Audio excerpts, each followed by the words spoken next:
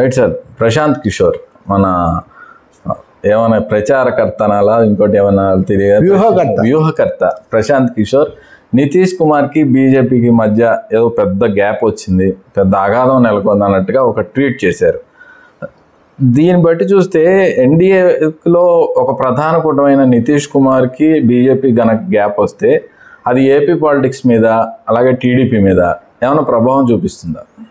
ఖచ్చితంగా ఇప్పుడు వాళ్ళు అధికారంలో ఉండడానికి మొదటి ప్రధాన మద్దతుదారు చంద్రబాబు నాయుడు మోదీకి, రెండో స్థానం నితీష్ కుమార్ది. సరే, నితీష్ కుమార్ గతంలో ఒకసారి ఆర్జేడీతో ఒకసారి బీజేపీతో పొత్తులు పెట్టుకున్నాడు, గెలిచిన తర్వాత అటు ఇటు దూకేరు, ఇవన్నీ నిజమే. ప్రశాంత్ కిషోర్ అనే వ్యక్తి నితీష్ కుమార్కు వ్యూహకర్త. నితీష్ కుమార్ ఇంట్లో ప్రశాంత్ కిషోర్ కోసం ఒక గది ఒక కుర్చీ ఎప్పుడు ఉండేవాడు, అంత సన్నిహితుడు. ఆయన తర్వాత రాజకీయాల్లోకి చేరి జేడీయూ ఉపాధ్యక్షుడు కూడా అయ్యాడు, వారసుడు అని కూడా అనేవాడు. తర్వాత పడక బయటకు వచ్చాడు. ఇప్పుడు జన్ సురాజ్ పార్టీ అనే ఒక పార్టీ పెట్టుకొని నడుస్తున్నాడు. ఆయన వ్యూహకర్తను నేను లేని మార్కెట్లో అంటున్నాడు కానీ మాట్లాడుతుంటాడు. ఆయన నిన్న ముఖ్యమైన ప్రకటన చేశాడు, వచ్చే ఎన్నికల తర్వాత లోగా నితీష్ కుమార్ ఆరోగ్య పరిస్థితి ఎలా ఉందో మనం తెలుసుకోవాలి, దాన్ని బట్టి రాజకీయ పరిణామాలు ఉంటాయని. ఆరోగ్య పరిస్థితి అంటే ఆయన అర్థం ఏంటి అంటే, నితీష్ కుమార్ మానసిక ఆరోగ్య పరిస్థితి సరిగ్గా లేదని గత జనవరి నుంచే ఆయన చెప్తూ ఉన్నాడు.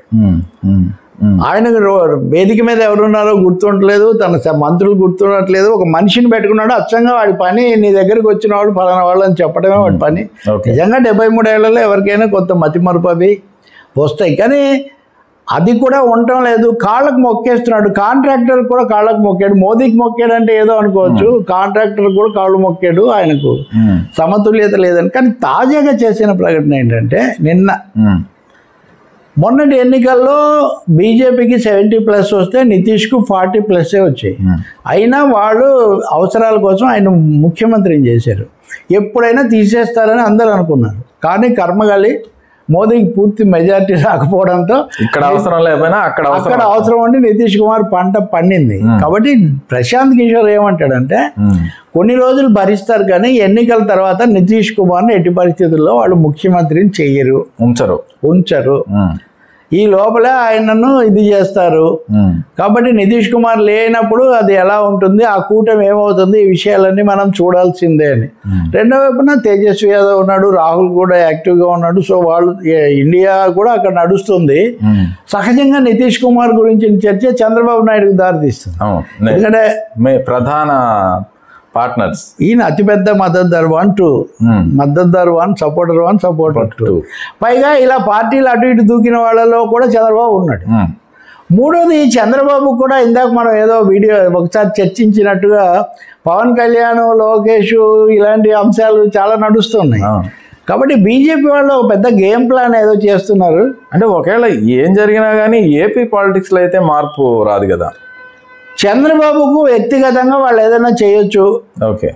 నితీష్ కుమార్ను కనుక దెబ్బతీయగలిగితే ఆ తర్వాత వాళ్ళ టార్గెట్ చంద్రబాబు నాయుడు, బీజేపీ అవుతుంది. వాళ్ళు ఇలాగే తెలుగుదేశం ఉండాలి, ఇలాగే సుభిక్షంగా వాళ్ళు 170 స్థానాలతో 140 స్థానాలతో ఉండాలని బీజేపీ కోరుకోదు కదా. కాబట్టి బీహార్, యూపీ ఎన్నికల ఫలితాలు బీజేపీ ఆలోచన ధోరణి మీద ప్రభావం చూపిస్తాయని. ఏం చూపించినా మీరు అన్నట్టు బ్రహ్మాండమైన మెజారిటీ ఉన్న తెలుగుదేశాన్ని వాళ్ళు ఇప్పటికిప్పుడు ఏం చేయగలలేకపోవచ్చు, కానీ ఆ విధమైన ఒక ఇదే పవన్ కళ్యాణ్ మాటల మీద దుమారం వచ్చినట్టే కొన్ని విధాలైన ఇవి తీసుకొచ్చేటటువంటి కలతలో లేకపోతే చిన్న చిన్న గ్యాప్ వచ్చే అవకాశం ఉంది. సార్, నితీష్ కుమార్ మానసిక పరిస్థితి పక్కన పెడితే ప్రశాంత్ కిషోర్ మానసిక పరిస్థితి బాగానే ఉంది. That's a valid question. Prashant Kishor నిజానికి రకరకాల పిల్లి మొగ్గలు వేస్తూ ఉంటాడు, కానీ చాలా తెలివైన వాడు అతను. అంటే కావాలనే వేస్తూ రకరకాలుగా ఆయన మమతా బెనర్జీని బలపరిచాడు, వ్యతిరేకించాడు. నితీష్ కుమార్ను అంతే, మోదీని అంతమంది తెచ్చాడు. ఆయన ఎప్పుడూ మోదీని విమర్శించినట్టే ఉంటాడు, కానీ నిజానికి మోదీని మద్దతు ఇస్తుంటాడు ఫైనల్గా. మొన్న ఎన్నికలప్పుడు కూడా కానీ మీరు ఆంధ్రప్రదేశ్లో కూడా జగన్ను మొదట బలపరిచాడు, ఆ తర్వాత పూర్తిగా దూరం ఉన్నాను, చంద్రబాబు వస్తాడని చాలా బల్లగుద్దిగా ఆయన చెప్పగలిగాడు. కానీ వీళ్ళందరూ కేంద్రంలో మోదీకి 400 స్థానాలు వస్తాయని చెప్పారు, కానీ ఆయనకు 200 స్థానాలే వచ్చాయి. కాబట్టి ప్రశాంత్ కిషోర్కైనా ఇంకొక ప్రదీప్ చంద్రకైనా గొప్పలు ఎన్నున్నాయో లొసుగులు అన్నీ ఉన్నాయి. కానీ బీహార్లో నిజంగా జనసురాజ్ పార్టీ ఏం ప్రభావం, మొన్న ఆయన వాళ్ళకి ఏం రాలేదు ఓట్లు, దానికోసం వెళ్ళి మాట్లాడుతున్నాడు, లేకపోతే వెళ్ళి ఏదో పార్టీలో చేరుతాడు, ఇలాంటివి కూడా ఉన్నాయి. అంటే తన ప్రయోజనం నిలబెట్టుకోవడం కోసం అంతే, తన ప్రయోజనం చెప్పడం అంతే కదా, అంతే కదా. ఇప్పుడు నితీష్ కుమార్ ఇప్పటికీ ఇంకా నితీష్ కుమారే విగ్రహము, ఆయన్ను అండర్మైన్ చేస్తే తప్ప, ఆయన తక్కువ చేస్తే తప్ప తనకేమి ఉండదు, అదే పనిలో ఉన్నాడు ఆయన.